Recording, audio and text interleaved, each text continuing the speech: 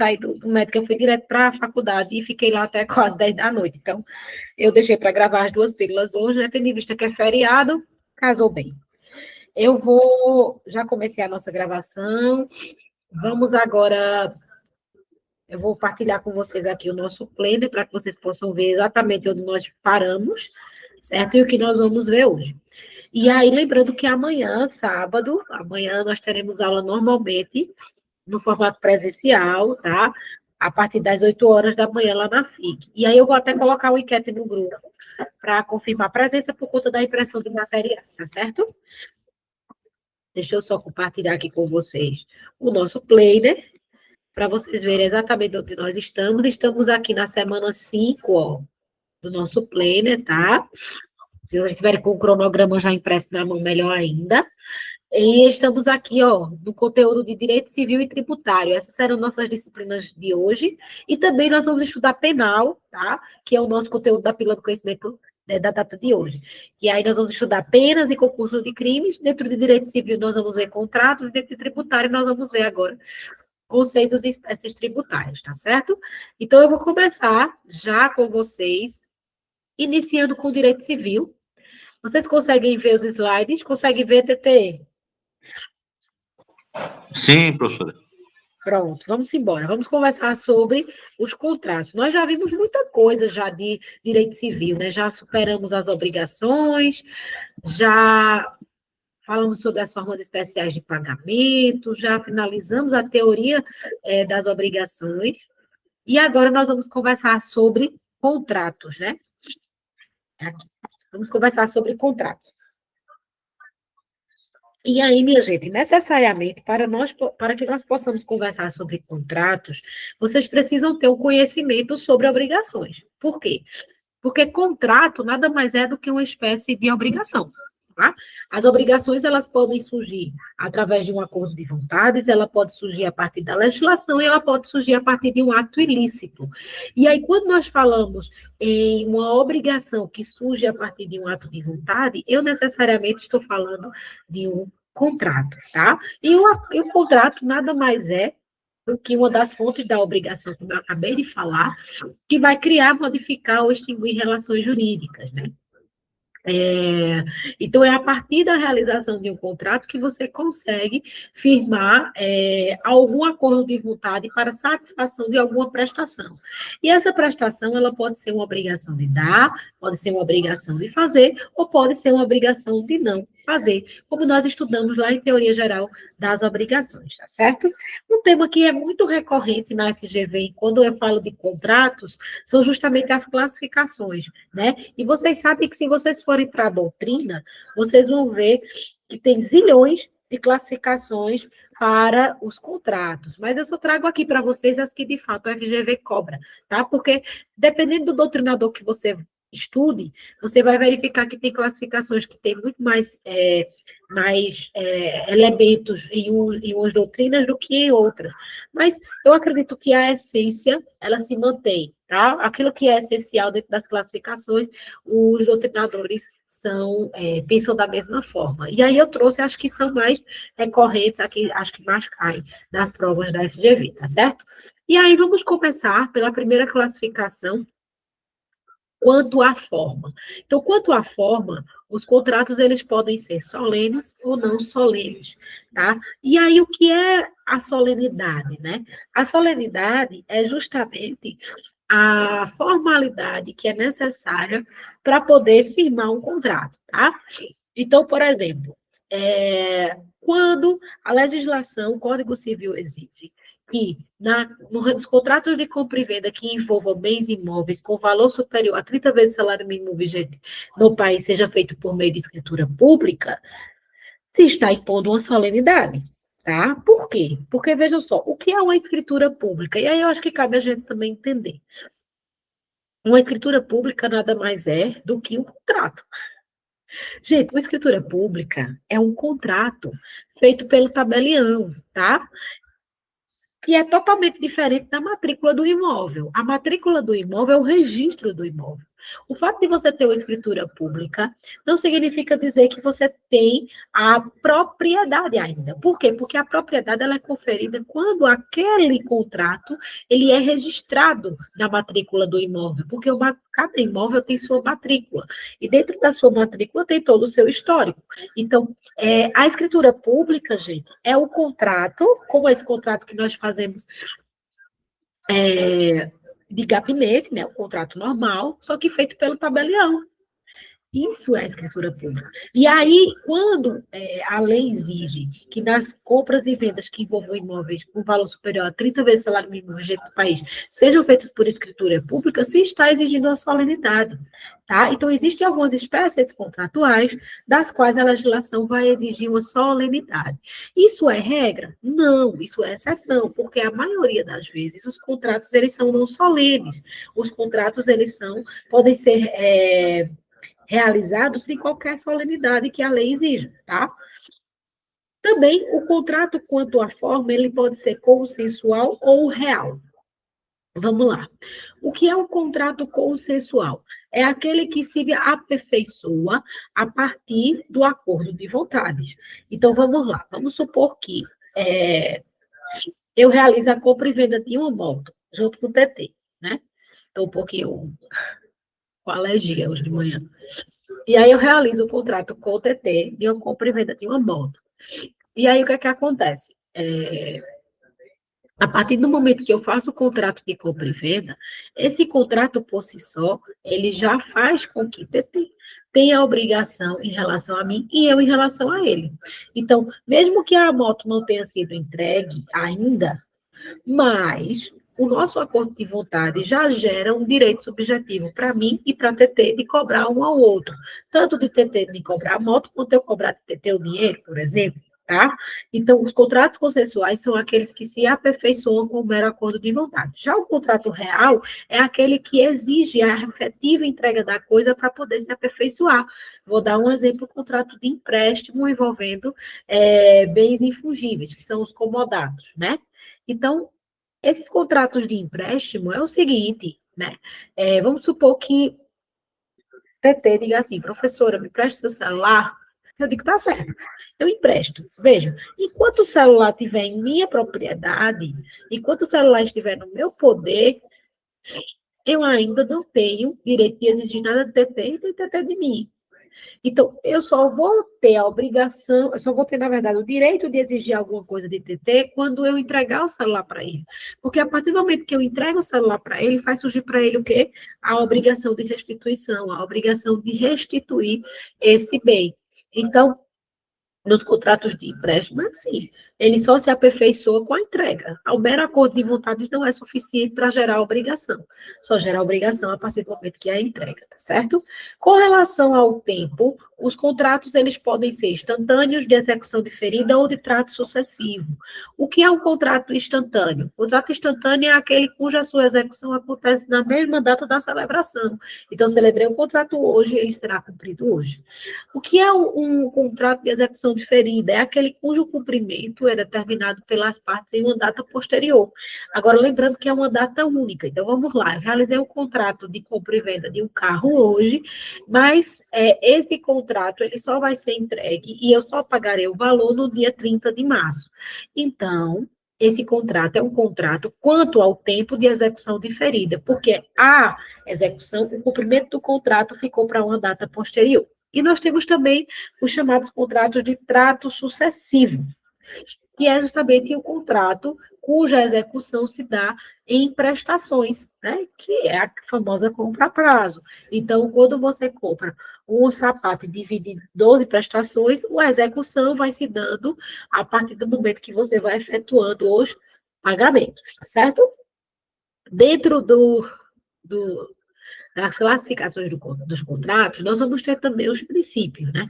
E tem princípios que são importantíssimos que vocês estudem dentro da teoria geral do contrato para poder entender todo o contexto desse assunto. Então, um dos princípios mais badalados dentro dos contratos é justamente o princípio do pacta sunt servanda. Ou seja, o contrato, minha gente, o acordo, ele faz lei entre as partes. Agora, lembrem-se que embora exista o pacta sunt servanda, este princípio ele não é absoluto, porque existem contratos, e vocês hão de concordar comigo, em que os particulares eles terminam sendo abusivos em determinadas acordos, né, em determinados acordos. Então, para evitar essas abusividades, existe a possibilidade de revisão ou extinção de um contrato que conste cláusula abusiva. E isso não fere o princípio do pacta sunt servanda. É porque existem direitos que estão acima do contrato, né? Então, por exemplo, um contrato com o plano de saúde, onde o plano de saúde estabelece o tempo máximo de internação na UTI, e esse contrato, gente, é um contrato abusivo. Porque vamos lá, como é que você vai saber quantos dias você vai precisar ficar na UTI, se for necessário, né? Ninguém sabe. Então, assim, é necessário que o plano de saúde retire essa cláusula, porque essa cláusula é abusiva. Ah, professora, mas as partes não concordaram, não assinaram o contrato, não existe o pacto sunt servanda, o contrato não faz lei entre as partes. Tudo bem, o contrato faz lei entre as partes, mas o contrato não pode estar acima do direito à vida, que são direitos essenciais. Então, há a possibilidade de uma revisão desse contrato? Há a possibilidade de retirar essa cláusula? Tá certo? E existe também a chamada teoria da imprevisão, porque nós temos que entender que o contrato ele é realizado com base na sua situação atual. Mas, gente, é como diz aquela música, né? O mundo gira, o mundo é uma bola. Hoje você tem dinheiro, amanhã você não tem. Então, é também possível que, com base na teoria da imprevisão, por circunstâncias de caso fortuito ou força maior, você tenha um contrato reincidido, porque você não vai conseguir adimplir, né? Ou você tenha um contrato com a cláusula retirada, porque você não vai conseguir cumprir aquela cláusula. Então, isso é plenamente possível, está previsto lá na teoria da imprevisão, tá certo? Então, se o contrato ele tornar-se oneroso excessivamente por fatos novos e imprevisíveis, é permitida a revisão ou a resolução mesmo desse contrato, sem ter que indenizar, tá? Lembrando que nos contratos também as partes devem agir com boa-fé, e aí, quando a gente fala de boa-fé nos contratos, eu estou me referindo à chamada boa-fé objetiva, né? Porque existem duas espécies de boa-fé. Existe a boa-fé subjetiva e existe a boa-fé objetiva. A boa-fé objetiva, ela está associada ao comportamento do outro, né?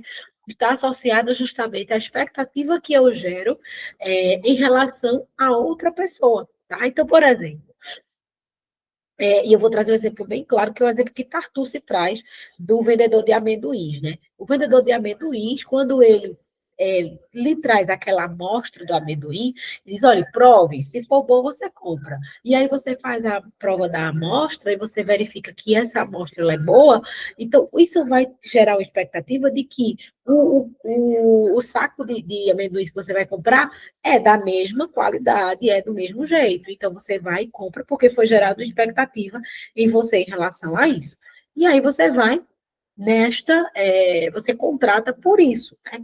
E aí, quando a expectativa ela não corresponde à realidade, quando a expectativa, a amostra, não corresponde à realidade, isso fere o princípio da boa-fé objetiva. Isso é só um exemplo, existem outros exemplos, tá? De situações que violam a boa-fé objetiva. Então, a boa-fé objetiva, ela está totalmente ligada à expectativa que você gera no outro, né? Que essa expectativa, ela precisa ser cumprida, tá certo? Temos um outro princípio também, que é o da relatividade dos contratos, ou seja, os contratos, eles, em regra, só têm efeito para as partes. Para que o contrato tenha efeito perante terceiros, ele precisa tornar-se público através do registro, né? Através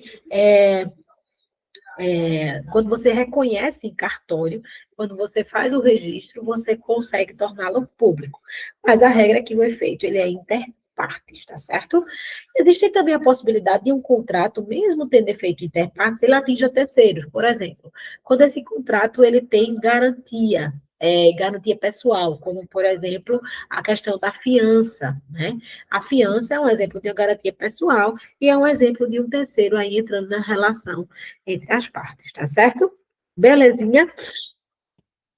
E aí, quanto à formação do contrato, os contratos, gente, eles se formam a partir de dois momentos, né? Nós temos a proposta e temos a aceitação dessa proposta. Lembrando que a proposta ela já vincula o proponente. Então, você está comprometido, você se obriga a cumprir o contrato que você prometeu. É o que a gente visualiza, se nós formos analisar lá no direito do consumidor, por exemplo, aquela questão de que o preço que está tabelado vincula o produto. Então, se você coloca numa prateleira que o produto ele é tanto, você vai ter que vender por esse tanto, mesmo que tenha sido outro valor de mercado, e aí você tenha se enganado. Não, você vai ter, a propaganda vai vincular o contrato, a propaganda vai vincular a venda, tá? Lembrando que a aceitação, né? E aí nós temos a proposta, depois da proposta nós temos a chamada aceitação. A aceitação, ela pode ser de imediato, ela pode ser em um momento posterior, tá?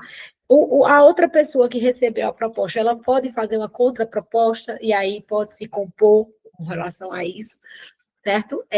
A proposta ela ainda pode ser entre presentes ou entre ausentes. E aí, o que é uma proposta entre presentes? A proposta entre presentes é aquela que é feita pessoalmente ou por qualquer meio de comunicação que permita uma resposta imediata.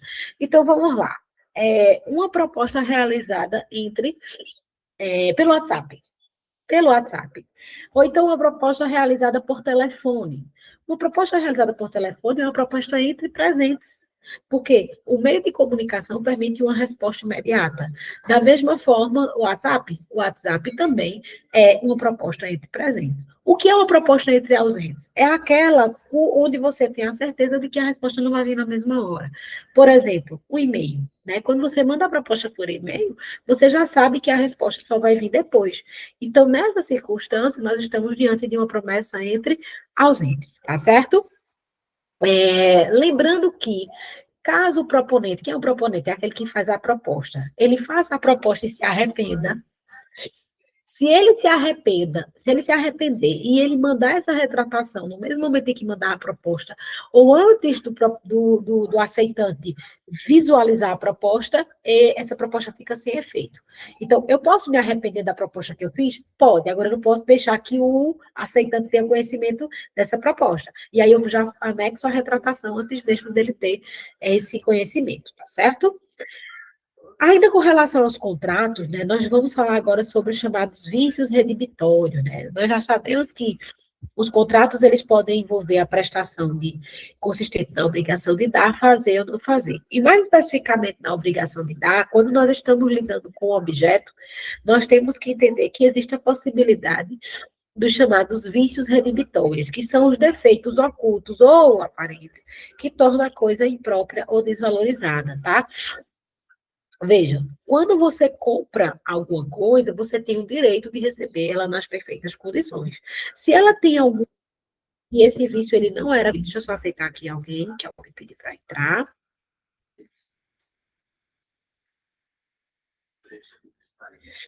É o Enio. Bom dia, Enio. Proteger o planeta e cuidar dos rins e do meio ambiente. Bom dia, Enio. Você está ouvindo a rádio? Bom dia, professora. Bom dia, você está ouvindo a rádio, muito bem. Estava ouvindo as notícias. Muito bem, você está certo. Então, vamos lá. Eu estou aqui conversando, Enio, sobre contratos dentro do direito civil, tá? E eu estava dizendo, mais especificamente, estava falando sobre os vícios redibitórios. E aí, o que é o vício redibitório? É aquele defeito que já existia antes da celebração do contrato, mas que só se manifesta depois da celebração do contrato. E aí, o comprador não sabia disso, e ele tem direito a redimir esse contrato. O que é redimir o contrato? Redimir o contrato é justamente você devolver a coisa e receber o valor de volta. Isso é redimir o contrato, tá? Ou você pode optar também por uma ação estimatória. O que é uma ação estimatória? Você pediu o abatimento proporcional ao preço. Então, você fica com a coisa, mas você pede um abatimento no seu valor. Então, você tem duas opções quando você compra algo que tem vício, né? Oculto. E você pode ou devolver a coisa e ter o direito de dinheiro de volta, você pode ficar com a coisa e ter o abatimento no preço, tá? E aí, como eu estava dizendo, o comprador, ele, quando adquire um objeto, ele tem o direito de ter esse objeto em perfeitas condições. Se for comprovado que o defeito já existia... que o defeito já existia antes da celebração do contrato, gente, não tem ponto correr, né? Se ele já existia, então a outra pessoa vai ter que devolver. Ah, mas a outra pessoa não sabia que tinha esse defeito. A outra pessoa estava de boa fé, o vendedor estava de boa fé. Gente, com relação a vícios redibitórios, não há essa alegação em relação à boa fé. A pessoa pode estar ou não de boa fé, tá? Com relação aos prazos, né?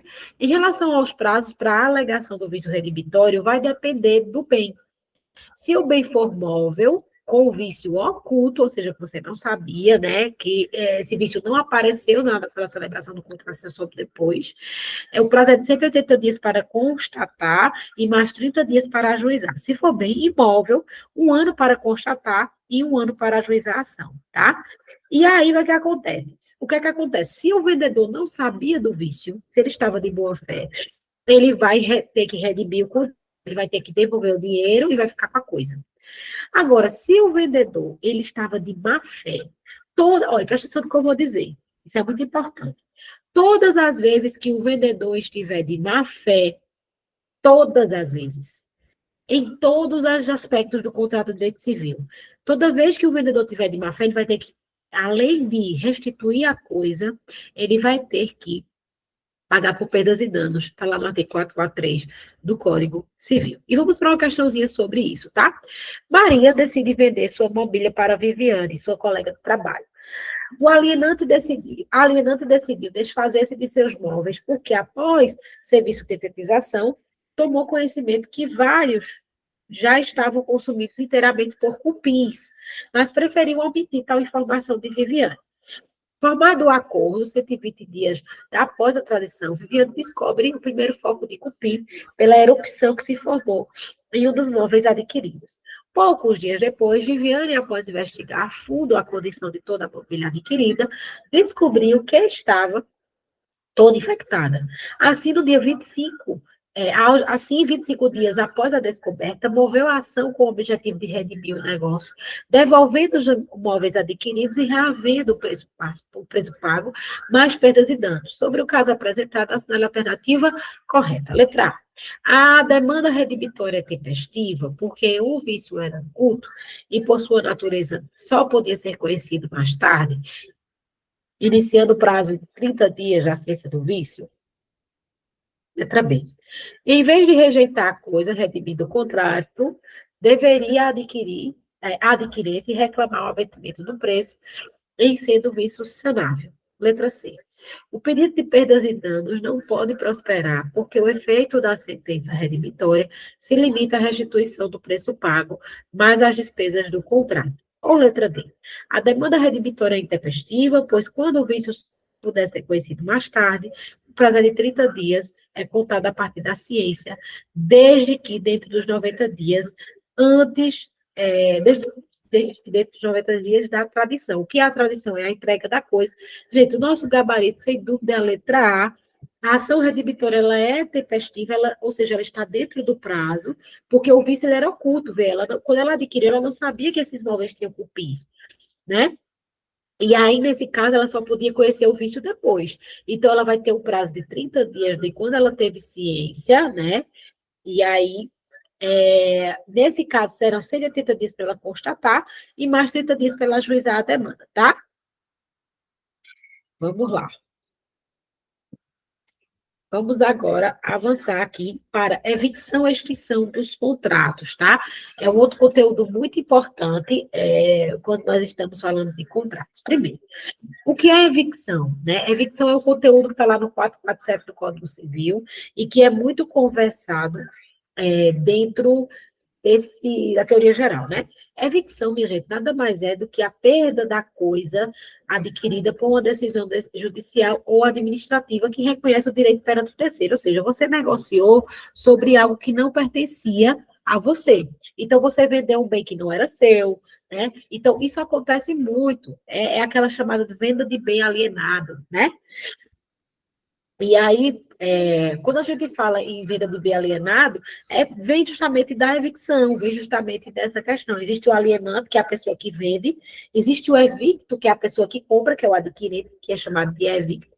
né? E temos o evictor, que é o terceiro que diz, não, esse bem não pertence a nenhum de vocês dois, pertence a mim, tá? Então, você imagine só, você está saindo da cidade no feriado de hoje para poder viajar, e aí acabou de comprar um carro e está saindo na rodovia, quando você é parado pela Polícia Rodoviária Federal, e esse carro, ele é apreendido. Por quê?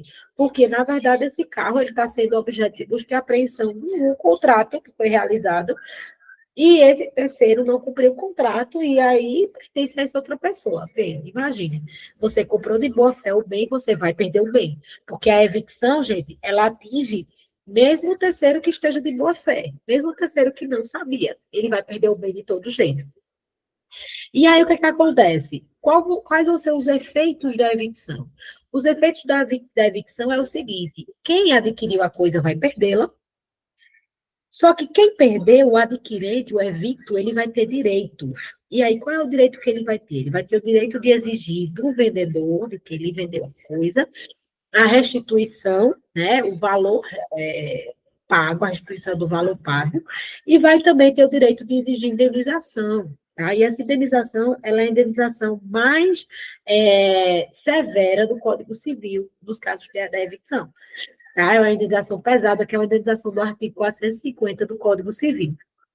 Então, quem sofre a evicção vai sofrer esses efeitos, vai perder a coisa, mas vai ter direito de exigir do vendedor o que foi pago, né, de volta, vai exigir, e vai exigir também, que é a obrigação principal, e vai exigir também indenização, tá certo? É possível que no contrato de compra e venda exista uma cláusula de exclusão da evicção, ou seja, o evicto, ele sabia que a coisa estava em litígio. Ele sabia que a coisa poderia ser perdida. Vamos lá, vamos supor, quando eu compro um carro que está sendo objeto de partilha dentro de uma ação de divórcio, eu sei que eu posso perder aquele carro. Então, eu tenho consciência disso. Então, eu posso fazer uma cláusula no contrato dizendo que eu tenho essa ciência. E que se eu perder a coisa, eu não vou me valer da evicção para poder recuperar. Tá? Agora, o que acontece? Existe uma questão, e aí por proteção do próprio adquirente, que mesmo com a cláusula de exclusão da evicção, se o evicto ele não sabia do risco, ou seja, ele entendia que não existia esse risco, né? Ele colocou a cláusula de exclusão da evicção, mas não sabia que esse risco era real. Então, o alienante ele vai responder sim, tá certo? E de acordo com o artigo 457, o evicto ele não pode reclamar se ele sabia que a coisa era litigiosa.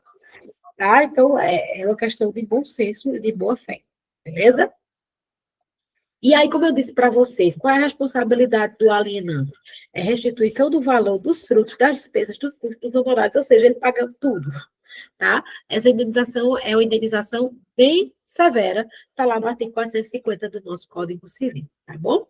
Então, tirando essa questão da discussão sobre a evicção, e estudem a evicção, porque é um conteúdo que cai muito mesmo, tá? Inclusive, eu já vi uma questão da FGV caindo a evicção dentro da dação em pagamento. Nós estudamos a dação em pagamento na aula passada, quando conversamos sobre formas especiais de pagamento.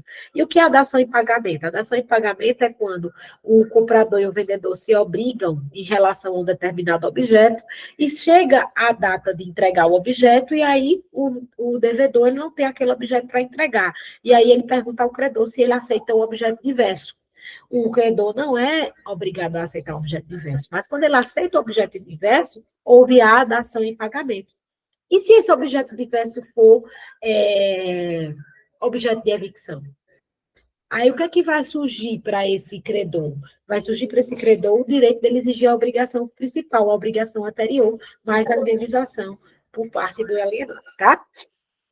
Então, deixando isso para a gente poder encerrar o nosso conteúdo de contratos, vamos falar agora sobre os fatos, as extinções dos contratos.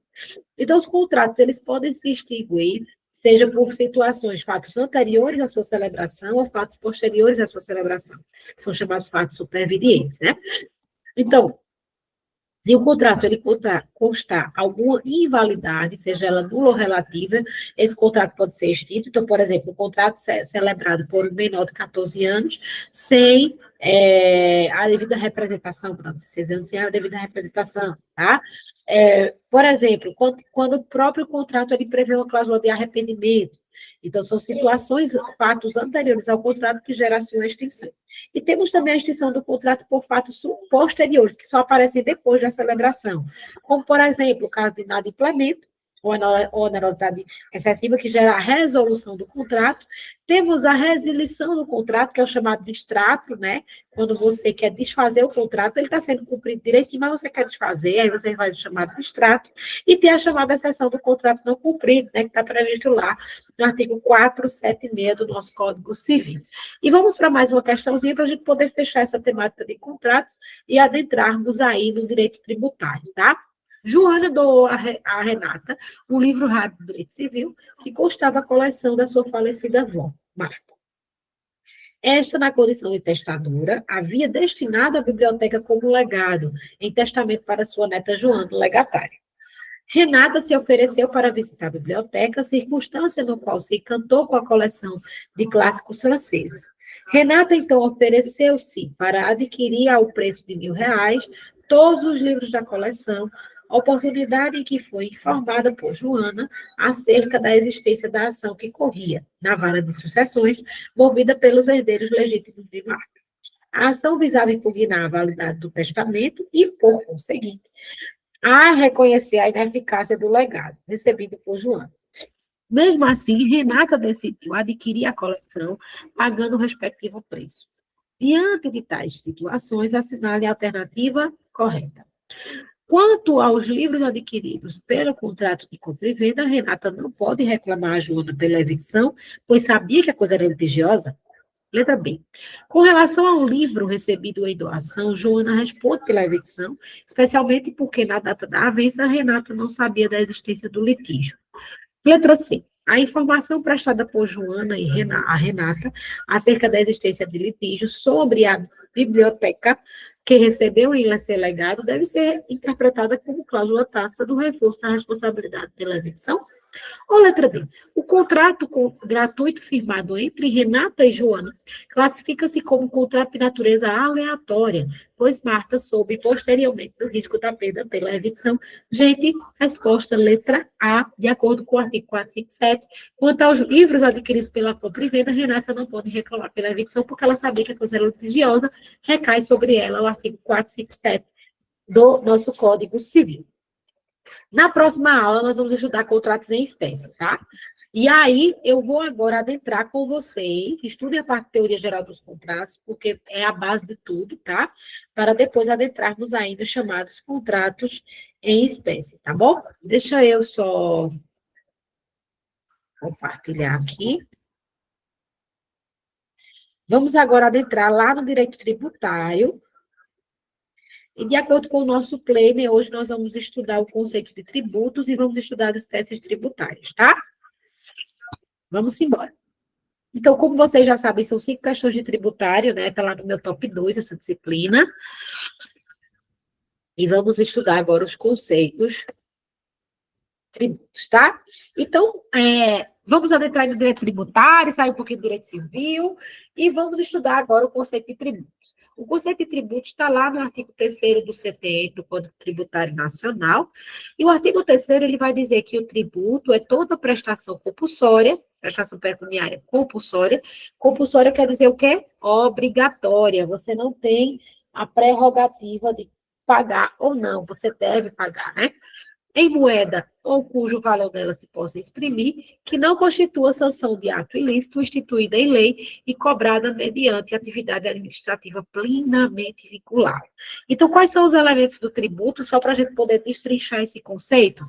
É que, primeiro, o tributo é uma prestação pecuniária, que deve ser pago em dinheiro.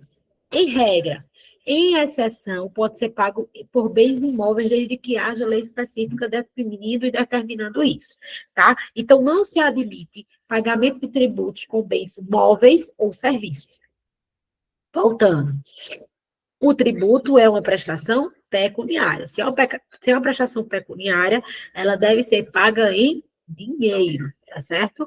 Excepcionalmente, podendo ser paga em bens imóveis, se houver lei específica prevendo isso.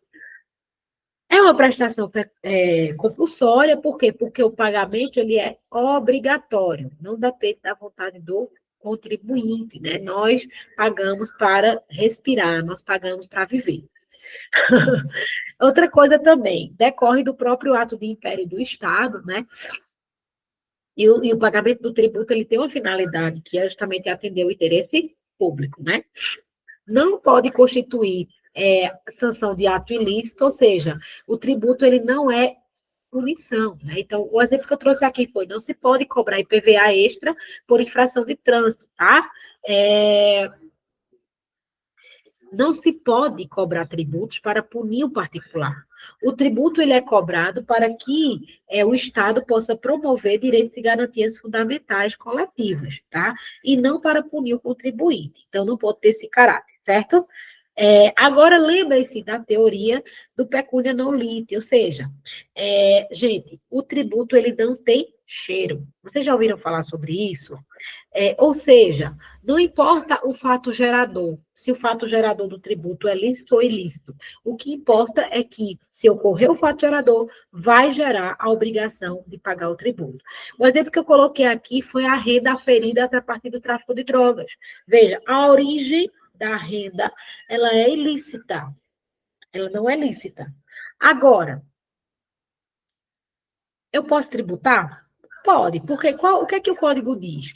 O código diz que se você aferir renda no percentual X, você tem que pagar IR. Não importa de onde veio essa sua renda, mas se você aferiu renda, você vai ter que pagar IR. Então, o tributo não tem cheiro, tá? Então, aí, nós vamos tratar, né, já superamos aí o conceito de tributos, agora das espécies de tributos, tá? Pode. Então, vamos falar sobre a classificação, as espécies tributárias.